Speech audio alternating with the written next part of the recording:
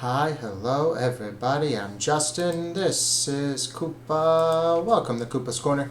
Today we're going to talk about the state of the WWE. It is a very, very challenging time to be a fan of the WWE specifically. Not necessarily pro wrestling as a whole, but specifically the WWE, which for some people are one and the same, right? The WWE is clearly the big leagues. It's the major promotion in professional wrestling. And yesterday was WrestlePalooza. It's the very first PLE on the new ESPN service. It's also the very first PLE that I personally have not watched in 11 years, since the WWE Network came out in 2014, because the WWE Network was $9.99 a month. In 2021, when they merged the WWE Network with Peacock, that was also $9.99 a month.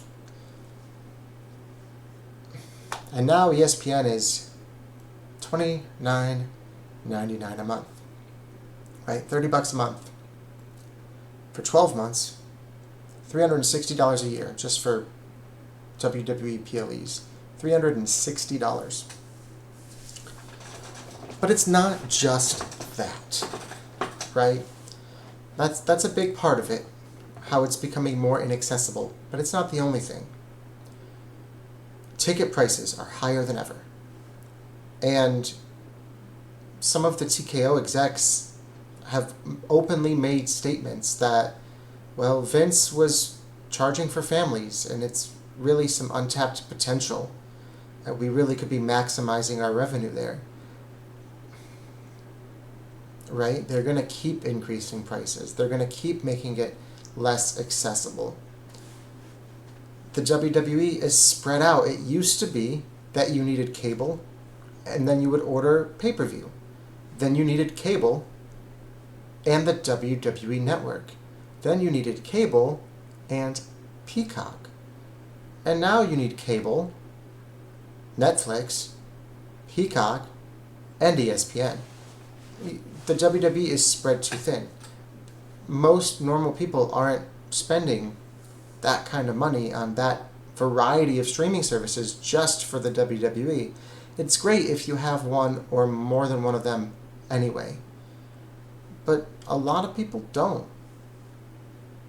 Couple that with the fact that they just recently announced that WrestleMania 43 is going to be in Saudi Arabia, which has a slew of problems in and of itself, right? People have not been a fan of this Saudi Arabia deal from the beginning. It's bad business. It's a bad look. And it really highlights the corporate greed that the WWE has. The issue with Saudi Arabia, sorry, I'm having trouble finding my words there, but the issue is really how they treat women and how they treat, the people. And from Saudi Arabia's perspective, it makes a lot of sense to try and get a WWE there, to try and get a UFC there, to try and get these big soccer events and all these other events that they're really putting a lot of money into getting. They've recently acquired Pokemon Go, right? They're trying to legitimize themselves as a destination in Western culture. You can't blame them for that, but you can blame people in the West for not demanding more. Yeah, we'll start taking you a little bit more seriously and start considering you more of a destination when you start treating people better, when you start treating women better. And then you add in the fact that WWE recently brought back Brock Lesnar, who was openly named in Janelle Grant's lawsuit against Vince McMahon as somebody who participated in her sexual trafficking, right? Human trafficking. It's wild that the WWE just looked the other way. They just didn't care. And that so much of the WWE universe also looked the other way. I'm a big fan of the WWE. I've been a big fan for a very long time. I'm not going to stop being a fan completely.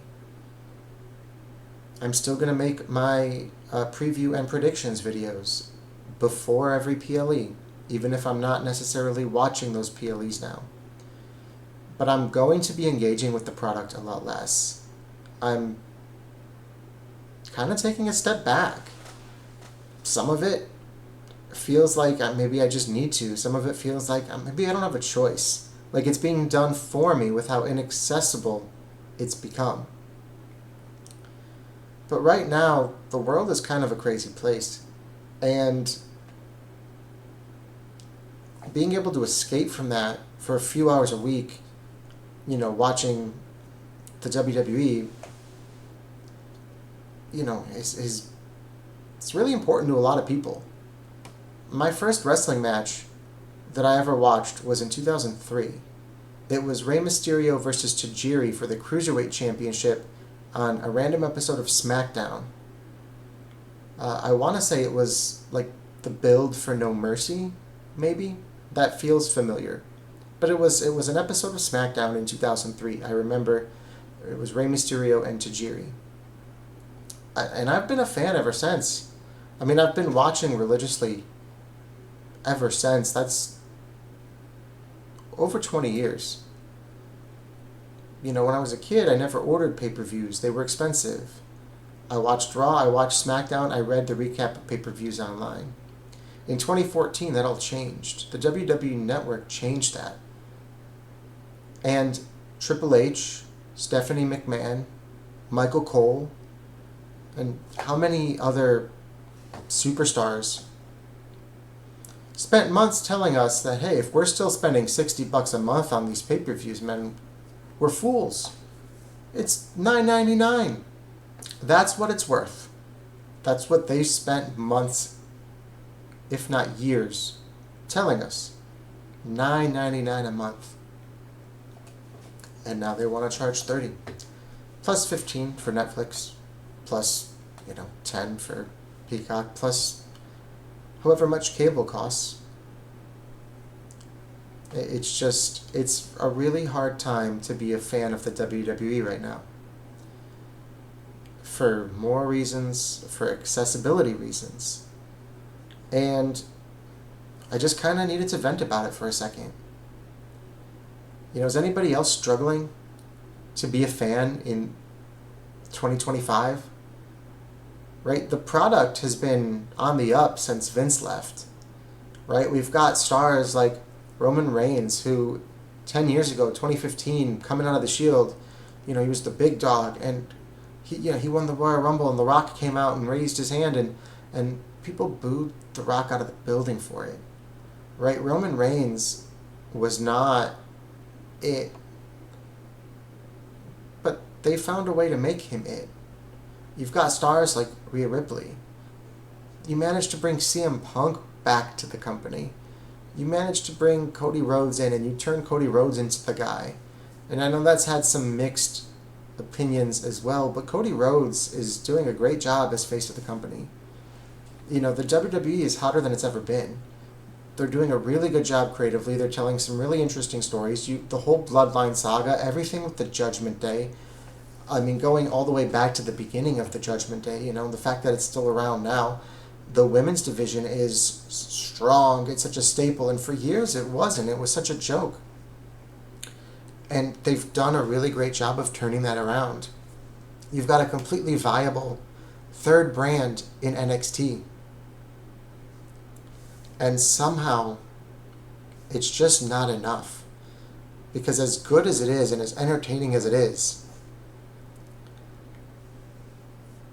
you just got to deal with all of these morally gray areas and them nickel and diming you to death. And it just feels bad. It feels bad.